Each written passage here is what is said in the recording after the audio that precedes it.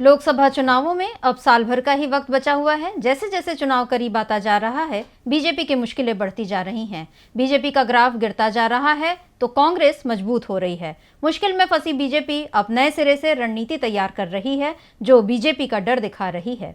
तो क्या है लोकसभा के लिए बीजेपी का प्लान, देखिए ये रिपोर्ट। भारत जोड़ो यात्रा ने राहुल गांधी की छवि को मजबूत किया है तो अडानी प्रकरण ने पीएम मोदी की छवि को कमजोर करने का काम किया है। टीवी चैनलों ने भले ही राहुल गांधी से दूरी बना रखी हो, लेकिन सोशल मीडिया पर राहुल गांधी को सबसे ज्यादा सर्च किया जा रहा है, जो उनकी बढ़ती लोकप्रियता को दिखाता है। एक ओर राहुल गांधी की लोकप्रियता का ग्राफ ऊपर उठ रहा है तो दूसरी ओर पीएम मोदी की लोकप्रियता में कमी आई है। हाल ही के दिनों में जो सर्वे आ रहे हैं वो इसी ओर इशारा कर रहे हैं। इस गिरावट को रोकने के लिए अब बीजेपी नए सिरे से रणनीति बनाने में जुटी हुई है।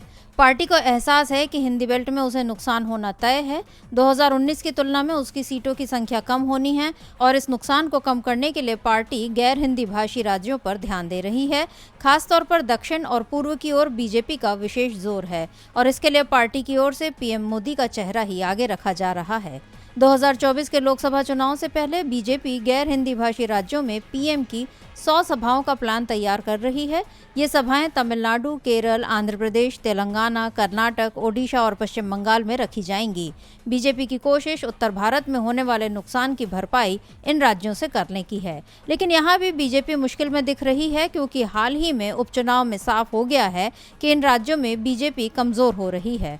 पश्चिम बंगाल में हुए उपचुनाव में बीजेपी उम्मीदवार की जमानत तक नहीं बच पाई थी, तो वहीं महाराष्ट्र में पार्टी अपने सबसे मजबूत गढ़ में हार गई। कर्नाटक में 2 महीने में ही विधानसभा चुनाव होने हैं और ये संकेत मिल ही रहे हैं कि बीजेपी की सरकार जा रही है। ऐसे में पीएम मोदी की रैलियां क्या असर डाल पाएंगी, इस पर भी सवाल उठ रहे हैं। डीबी लाइव की रिपोर्ट।